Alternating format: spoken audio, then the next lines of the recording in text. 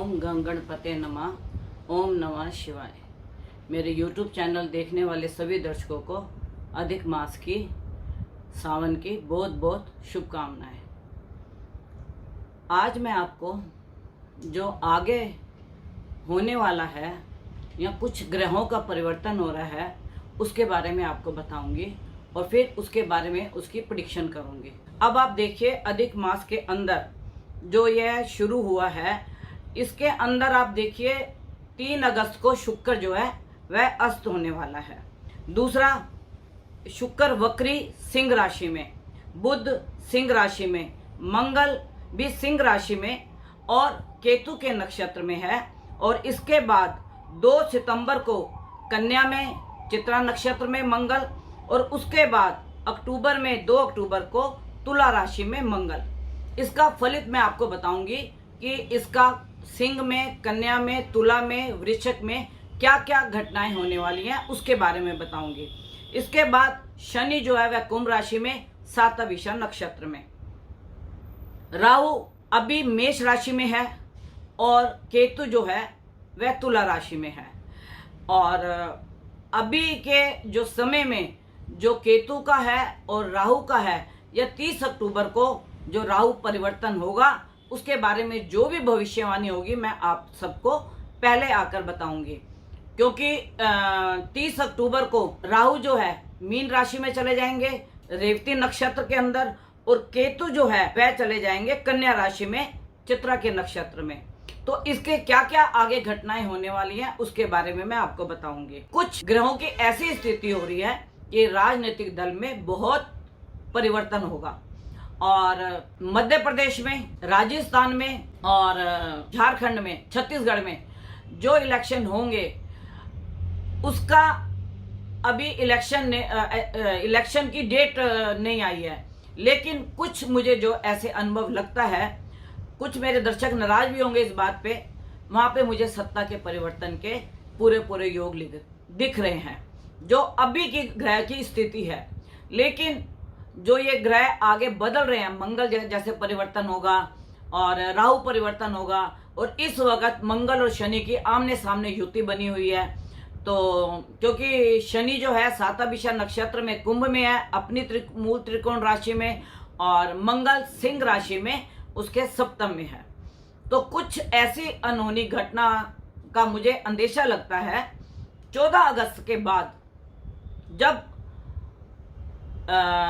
उत्तरा फाल्गुनी में मंगल का परिवर्तन होगा।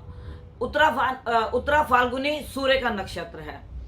तो उस वक्त में मुझे ऐसे लगता है कि कुछ जनता, पुलिस बल और कुछ राजनीतिक दलों का आपस में समन्वय ना होना, मेल जोल ना होना, और जो हम न्यूज में भी देखते हैं कि विपरीत जो ऑपोजिशन है उन्होंने एक संगठन बना लिया है इंडिया का, और संगठन होने से या संगठन के बनने से देश की राजनीतिक पे कोई असर होने वाला नहीं है।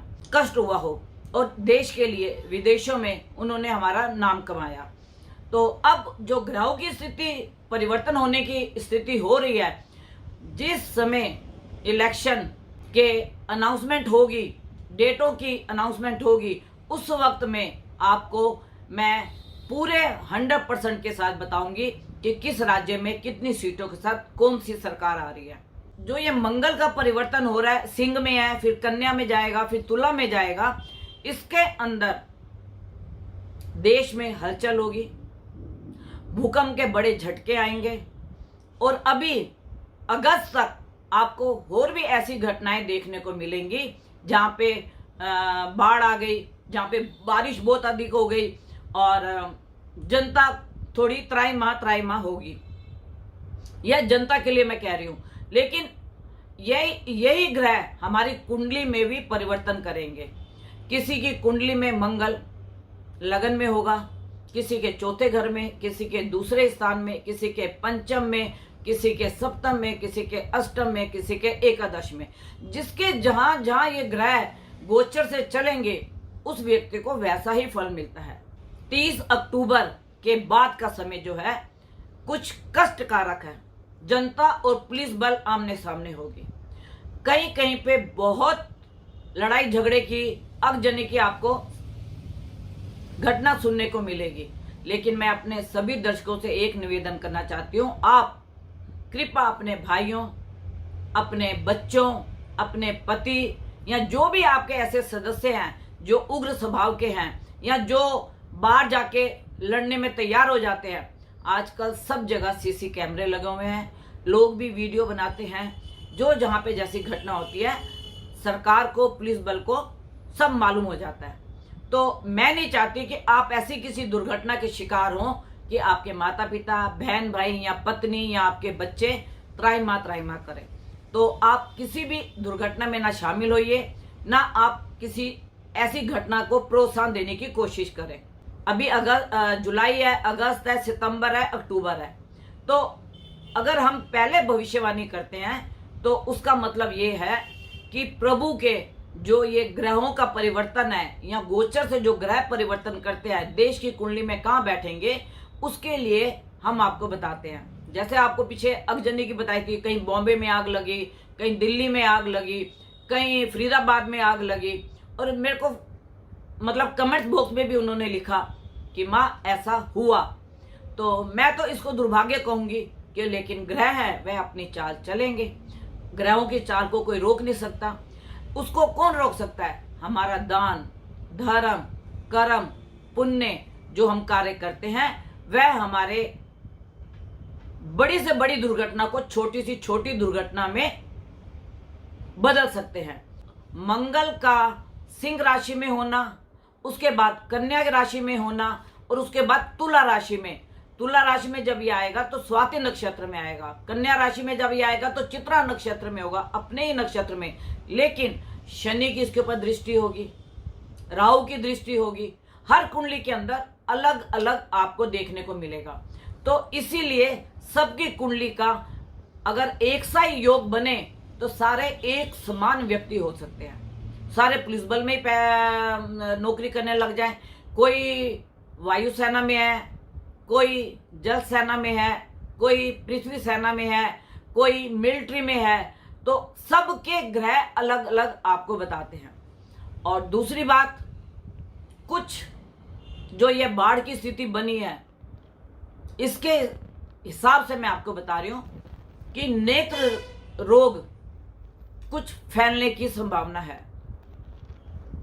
ये बाढ़ की वजह से अगर आपके किसी एक व्यक्ति को नेत्र रोग हुआ तो पूरा घर चपेट में आएगा।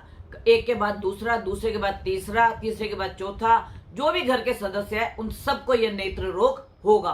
क्योंकि बाढ़ से कुछ पशु भी बह गए, कुछ गंदगी भी होगी, और उसकी वजह से यह जो कीटाणुओं की वजह से हमारी आंखों में अभी कुछ लोगों को दिक्कत होगी। अभी मैंने कुछ दर्शकों को बोला भी था तो उन्होंने बोला किसी की आंखें दुखनी आई हुई हैं, एक की आती है तो फिर सबकी होती है।